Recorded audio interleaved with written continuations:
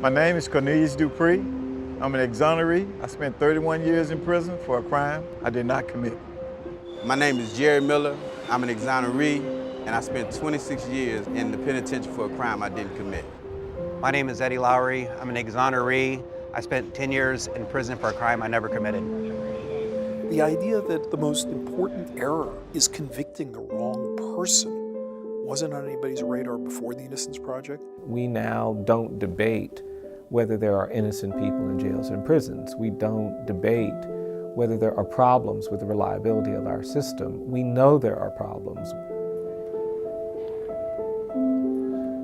If we can learn from these wrongful convictions, from these tragedies, and give the system something that's foolproof, that's scientific on the front end, then we will prevent wrongful convictions moving forward. The Innocence Project started with Peter and Barry working together as defense attorneys in the Bronx in the 1970s for the Legal Aid Society. They very quickly understood the power of the DNA technology. They got a grant from the federal government in 1992, and they worked with Cardozo Law School clinics on these cases where people had claimed innocence. I had heard about DNA evidence, and I really wasn't aware of the Innocence Project, but someone's mentioned it to me, and I decided to write a letter, and I wrote a letter, and I rewrote that letter, and I rewrote that letter.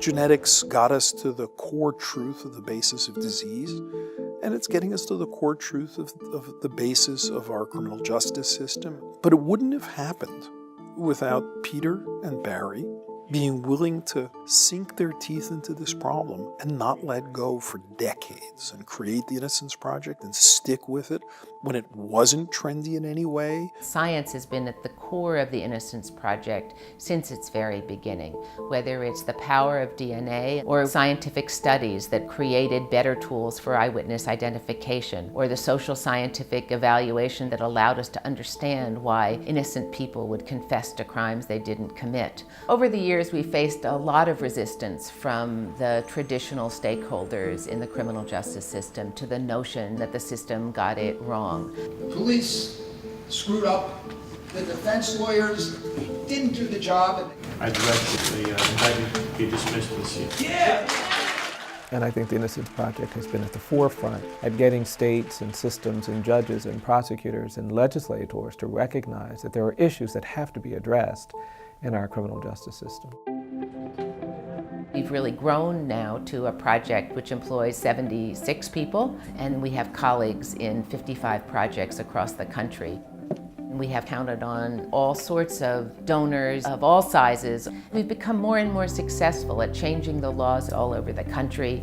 Thank God for the Innocence Project, who went back and did extensive research, improved my innocence, and that's why I'm here today. I've been able to smile a lot more than the past. I feel like I have the freedom to live my life the way I want to live it.